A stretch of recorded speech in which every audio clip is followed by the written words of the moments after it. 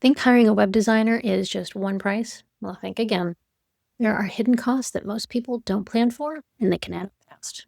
Today, I'm going to break down every cost you need to budget for so there are zero surprises. Welcome to the Confident Client series. I'm going to guide you from wondering about hiring a designer to knowing your next step. I'm Meg, and I'm a Squarespace web designer. For this journey, I'll be your confidence catalyst.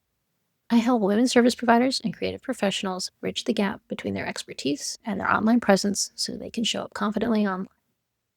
One of the biggest stressors when investing in a website? Money.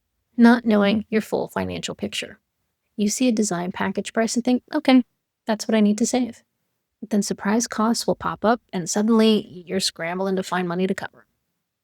Today I'm going to walk you through the complete budget breakdown that you need to consider.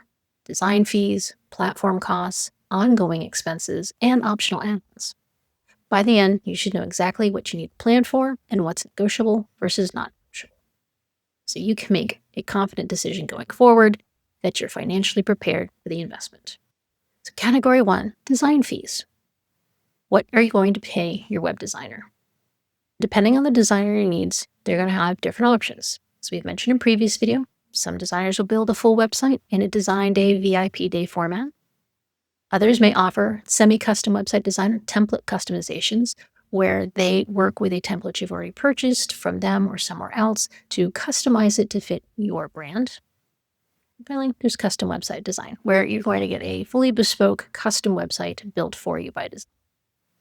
Now, if you're looking at a design day, those can be in the low thousands of dollars, and semi-customs and template customizations, those can often run anywhere from $2,000 to $5,000. It depends on the designer and the complexity of your project. And custom website design is likely going to run you anywhere from $2,500 to $15,000 or more. So what affects prices though? Number 1, your designer's experience level, the number of pages on your website, the complexity of your website. Do you need just a basic brochure site, or do you need an e-commerce site or a course platform or membership? What's the timeline? If you need a rush project, it's going to cost more. And what services are included in their packages? Some may include copywriting, some may include SEOs, some may do some image generation for you. That can all add to their overall package price. Now, what about the payment structures? We've talked about this previously in another video, but most designers are going to split that into milestone, commonly 50-50 or 1/3 at booking, 1/3 at the start of the build, and 1/3 at launch. Some will offer payment plans, and yet still others will require full payment upfront. Important thing I want you to remember here is that yes, the design fee is probably going to be your biggest one-time cost, but it's not your only cost. That leads us to category 2, your platform and hosting. Your website needs to live somewhere. That's your platform and your hosting services. Here's what you need to understand. Some platforms will bundle everything together, and all others will require separate hosting. So all-in-one platforms like Squarespace, which I work in, the platform includes the hosting services, and that's included in their monthly and annual fees. Everything's managed for you. Other platforms like WordPress.org, you'll likely pay for the platform, but you'll also need to pay for separate hosting services, which can add on another monthly or annual cost. So what should you do? You need to compare those plans within the platforms that you are considering. Look at the features that are included, their e-commerce capabilities, storage. You want to compare the plans. The one that you choose includes the features you actually need. You don't want to pay for a higher tier if you don't use the features in that tier, but you also don't want to cheap out and lose functionality that you're going to need. That can cost you a lot more down the road. A designer may be able to help recommend which platform makes sense for you and your business needs. Now, this is a recurring annual or monthly cost. It's not one time, so you need to budget it as an ongoing expense. Which leads us to category 3, your domain. Your domain name is your web address, yourbusiness.com. Purchase a domain name typically costs anywhere from about $20 to $30 a year. It often depends on the extension, whether it's .com, .co, .io. There's lots of them. Some of the more unique ones will cost you quite a bit more. They can cost up to $70 a year. But typical .com is typically going to run you in that $10 to $30 per year. Common mistake you should avoid is buying that domain name through your design. You always want to make that purchase yourself in your name so that you own it. You can always grant your designer access as they need it, but you want to maintain control. Little tip though, if you already own your domain name, then you'll be able to connect it to your new website. So if you haven't got that already, you'll need to remember to budget that as an annual recurring cost. Now, where can you buy these? There are tons of domain providers. Popular ones are like GoDaddy, Namecheap, Porkbun, Squarespace. There's lots of them out there. You can comparison shop. Remember, while it's a small annual recurring cost, it's easy to forget, but essential. And you'll also want to remember that if you have more than one domain name for your company, perhaps you've bought the .com, the .net, the .org, remember, you got a budget for each of them. So category 4, your additional tools or integrations that you're going to need. So your website, you might need to connect it to other tools. Some might be free, but oftentimes they aren't. Some examples are your email marketing. Email service providers like MailChimp, Kit, Flowdesk, MailerLite. If you're building an email list, you're going to want to be able to integrate these with your website. Some of those might have free plans, but most are going to require paid plans at some point based on your subscribers. So you want to make sure you understand that cost. Next comes commonly scheduling software. Things like Acuity, Calendly, Breely, or similar for being able to book appointments or classes. Again, there are some free options exist, but most require some level of paid plan, especially if you're expecting to take payment through. And don't forget about your professional email. Signing up with services like Google Workspace so you can have email address with your domain name instead of just @gmail.com. It's more professional and it's better for your sender reputation. So make sure you get an email that's got your custom domain, and you'll want to budget for that as well. Stock photos. So if you're not doing a photo shoot, you may need to purchase individual stock images or subscribe to a stock photo service.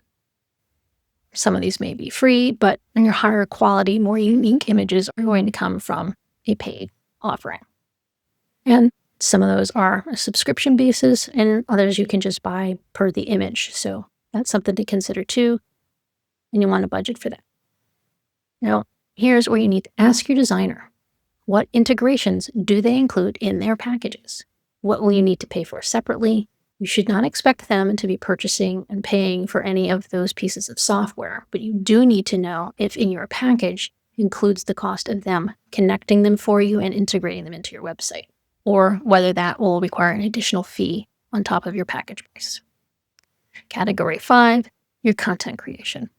So obviously your website needs content, copy, images, and this is where your costs can range from the hundreds to the thousands for your project.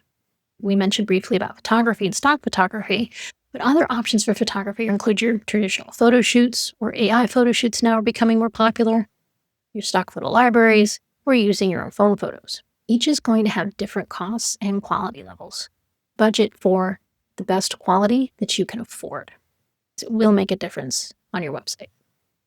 Copywriting. You can write it yourself using templates and guides or working through a course. You can hire a professional copywriter, which could cost you thousands of dollars. Or you might be working with a designer who already offers copywriting services or content workbooks to help you. And branding. If you don't have a logo, your color palette, or your fonts established, you'll need some branding work. Some designers are going to include basic branding elements. I do. And they may offer it as an add-on. And additionally, you could always hire a separate brand designer to do all of that for you. That may cost you probably several hundred to at least a few $1,000s. So what's the general cost range here for content creation? It can add anywhere from a few $100s to several thousand, depending on what you need and which route you decide to take for getting it. Now remember to ask your designer what they include in their package as add-ons, and what are you responsible for providing. You can't assume that content creation is included. You need to get clarity up front so you can budget appropriately. Category 6, ongoing maintenance and support. This is important. Your website is not done at launch. There are ongoing considerations. You have your monthly and annual platform fees, as we mentioned before. Those can be a few $100s a year. Your domain renewal, $15, $30 a year. Any of your software subscriptions, like your email, your scheduling, all of that. And now updates and maintenance. How are you going to maintain your website and make updates to it? Well, you could DIY it. That's free, but it requires your time and your investment in learning the skills to be able to do it, which usually isn't too bad. Or you can have designer support, and that can range from an hourly charge through a support ticket, or some of them will offer retainer packages. Hourly support can generally run $50 to $150 an hour, depending on your designer, and retainer packages can start anywhere in the low hundreds and can go up into the thousands. Depends on what they include and cover in their retainer packages. So again, you'll want to make sure you ask them that and know that up front as well. What type of content updates might you be needing? Blog posts, updating your schedule, updating for new services. These are things that you can do yourself after being trained or hiring. Security and backup related issues. Well, security and backups include Squarespace. It's not something you generally need to take too much concern with, but you may have an extra cost with other platforms such as WordPress. There, you want to make sure that somebody is keeping an eye on the security and the backups of your website.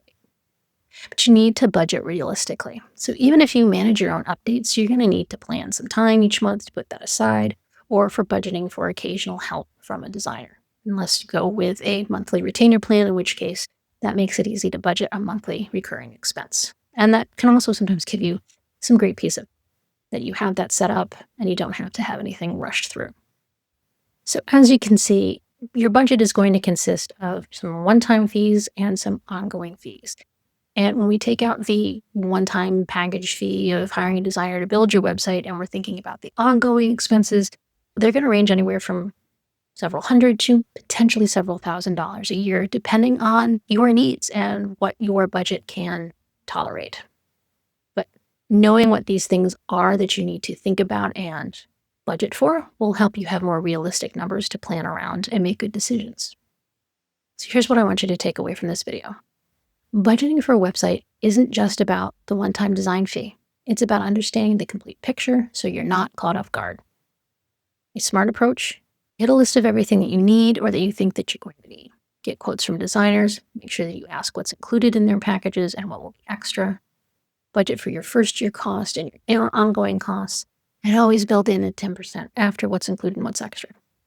You'll also want to make a list of any of those additional pieces of software like scheduling or email providers that you're going to need and research the costs for them. And then you're going to want to budget for ongoing support. Again, if you're doing it all yourself, be for free. But if you're not, research your options there and make sure you understand what you'll be paying for and what is the best fit for you. So budget for your first year costs and your ongoing annual costs. And it would be safe to say you probably want to build in a 10 to 15% buffer for any unexpected needs. And if you're not ready to invest the full amount right now, that's okay. Start saving, look for designers who offer payment plans, look for free options for some of the software that can still provide you the features that you need. But what you don't want to do is start a project and then run out of budget halfway through. Your designer certainly doesn't want that. And you want to know what you're heading into right up front so that you can be confident in your decision and confident in your budgeting so that you know what's happening. So you know what to expect and will be able to not stress about it. So let me know down in the comments, what surprised you the most about these website costs? Or alternatively, maybe you have some questions about budgeting. Let me know. I'd love to hear from you. And stay tuned in the series because in our next video, I'm going to get even more detailed because I'm going to break down exactly where your money goes when you invest in a custom Squarespace website design, my specialty. I'll see you there.